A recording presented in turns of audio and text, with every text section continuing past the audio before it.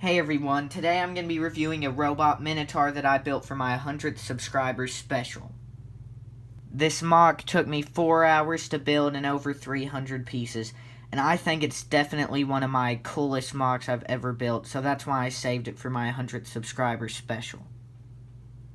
Just so you can get a size comparison to see how big this thing actually is, I'm going to compare it up to some of my other mocks.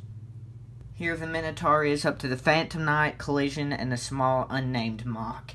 At the horns, he is pretty much exactly 11 inches, but he does have 3 jointed legs, so if I stand that middle joint up all the way, then he will be a little over 12 inches tall. But I made him with a 3 jointed leg intentionally because I thought it looked cool, and it's definitely not meant to be stood up all the way with that the middle joint stood up. I just like the 3 jointed leg look a lot for this mock in particular. I haven't made a mock with a 3 jointed leg in a very long time. Now I'll go ahead and clear out the rest of the mocks so I can review the Minotaur on his own. I'll start with the legs because they're my least favorite part of the build.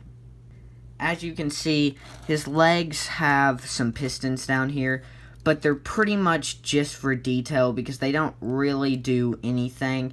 I mean, they add just a slight bit of friction and keep the legs exactly straight. They don't really stray off to the side at all. But the pistons pretty much do nothing. They just look cool. Since I was making a robot Minotaur, I thought I'd add a lot of cool looking details. In fact, those were last minute. I never intended on having pistons on the legs.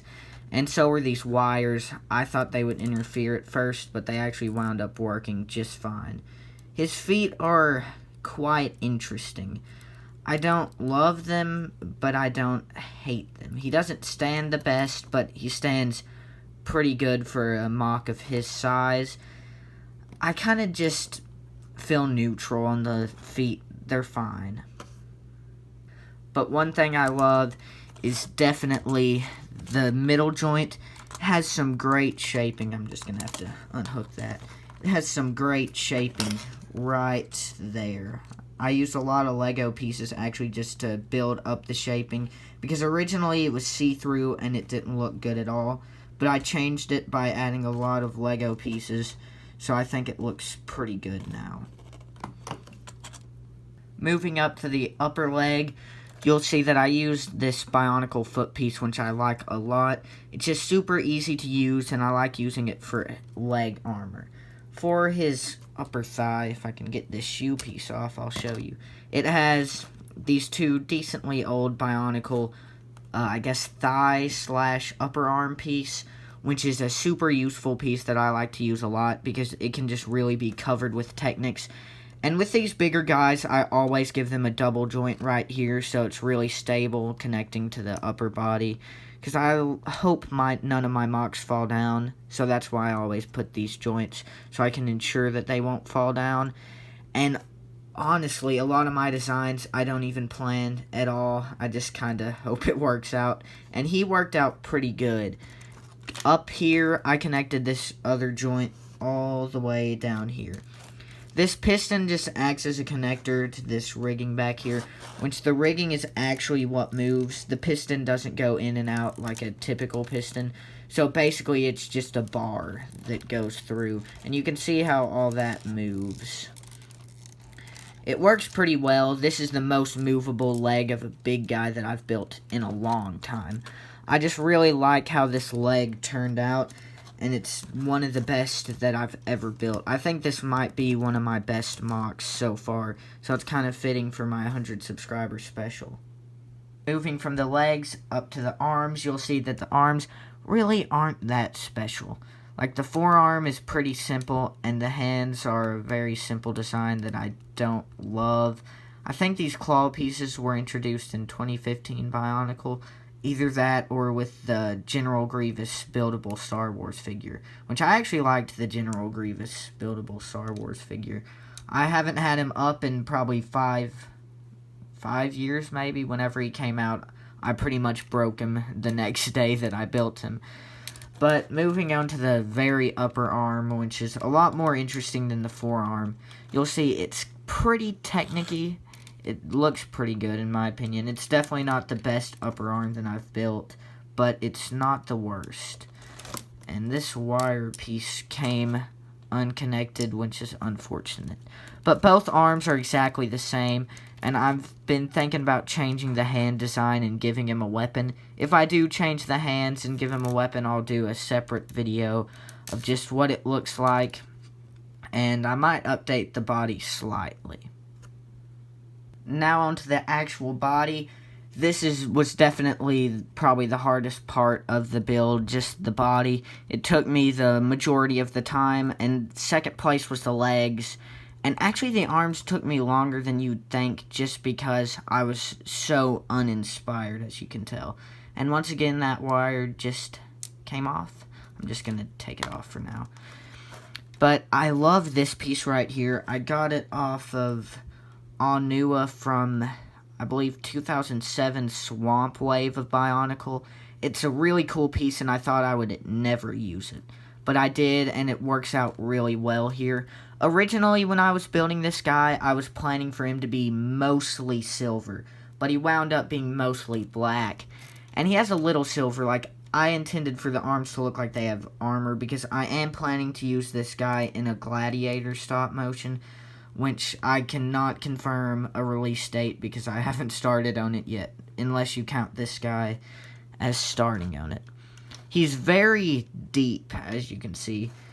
I don't remember exactly what the skeleton looks like, but I'm a little too afraid to take him apart because I don't know if I'll be able to put him back together. This shoe piece sometimes comes off. It's just because I accidentally put in a super broken black Technic, and now it really comes off pretty easily, and I don't want to remove all of this before the review because I'm afraid I won't remember how all of this armoring goes. But I guess now I have the video to look back on if I accidentally mess something up whenever I'm doing the surgery to replace that broken piece. But the back is pretty underwhelming, I guess you could say. It's not that cool, but I really do like this rigging here. I like watching it whenever I move the leg. That's the most interesting part of the back. And there that piece goes again. But you can see some of the actual skeleton in there. This is one of my more complex guys. And so I think since I made him so complex, some of the techniques I used aren't exactly the best. So some of the pieces fall off a little more easily. Because with the Phantom Knight, he's a pretty straightforward build, but he looks good, and I didn't use that many advanced techniques on him, so he stays together pretty well. Some of the super amazing mocks that you'll see on YouTube sometimes use techniques that aren't exactly the best, that make the pieces fall off a little more easily, and this guy uses some of those techniques that just don't connect very well to certain pieces, and they fall off pretty easily. But I'm actually satisfied with him. If you're not rough on him, he really doesn't fall apart. And I love his head, which I'll look at a little more closely. Now, to give you a little bit closer of a look at his head, you can see that it's more brick built than any of the other heads I use, because most of the time I use a pre-existing head from Bionicle or Hero Factory that I just make a body for, but this head is actually completely custom. And I used Thornrax's head. It's just an Alex head in black from 4.0, and it looks pretty good as the dome, just like a helmet for him. Originally I used one of these silver ones, but I decided I wanted to go with the black instead. His head took me probably 30 minutes to build, and it's pretty cool, I think. I really like how it turned out, and I'll actually give you a closer look at it in a second. I'll actually pull it off so you can see it apart from all the other black. It kind of blends in. I just think it's a really good robot Minotaur head. It's definitely one of the best brick-built heads I've ever built. One last thing I need to point out is I love up here, his big shoulder plates. I built them up pretty well. I just put these bear trap pieces at an angle. Then I used these big Von Nebulous / Bow Rock kind of shield pieces in black, just to kind of cover all the techniques underneath. And I think it just all builds up really well to his shoulder plates. I really like the wire running through also. I think it just looks pretty good. These slightly wobble, which is a small setback, but I think it looks pretty good. One last thing about his arms is some people see this as a setback, but I actually think it'll be useful for stop motion. This right here moves. You see all this right here, just the innards that actually connect it into the body. That moves, not this ball joint, but that right there moves, which is very unfortunate. It might be a little hard to see, but I think I can get the camera a little closer.